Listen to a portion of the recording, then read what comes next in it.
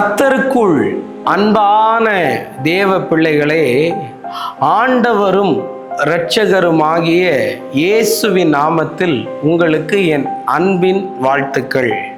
இந்த நாளிலேயும் எபேசியர் 4வது அதிகாரம் அதனுடைய 27வது வசனம் சொல்லுகிறது, பிசாசுக்கு இடம் கொடாதிருங்கள் என்று எழுதியிருக்கிறத பார்க்க முடியும்.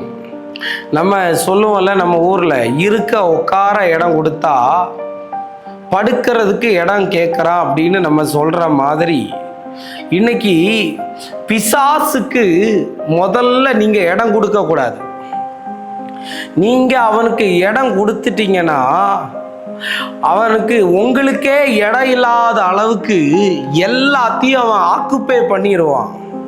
இன்னைக்கு முதல்ல பிசாசுக்கு நீங்க இடம் கொடுக்க கூடாது. உங்க வேலையில இடம் கொடுக்க கூடாது, உங்களுடைய வாழ்க்கையில இடம் கொடுக்க கூடாது. லாஸ்ட் உங்களுக்கே இடம் இல்லாம இது ஏன் இடம்னு சொல்லி நியாயப்படி பார்த்தா அது உங்க இடம், ஆனா அது ஏன் இடம்னு அவன் சொந்தம் கொண்டாட வந்துடுவான். அதனால பிசாசுக்கு இடம் கொடுக்க கூடாது.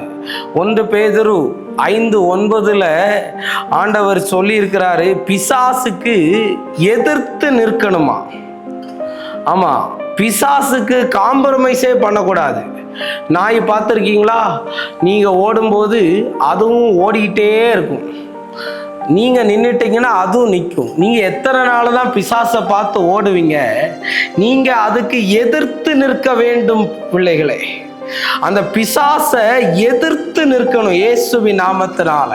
அப்படி எதிர்த்து நிற்கும்போது அவன் உங்களை விட்டு ஓடி போவானா.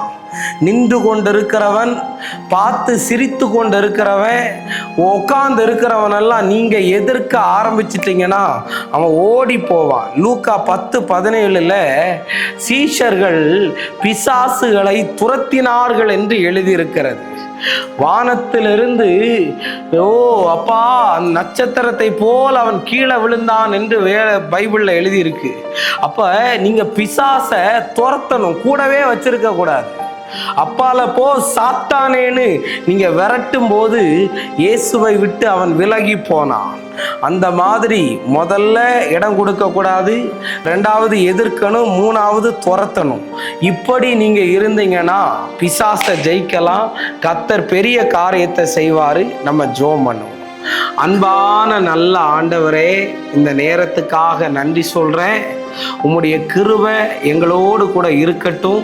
பிசாசை நாங்கள் ஜெயிக்க எங்களுக்கு அதிகாரத்தை தாரும்.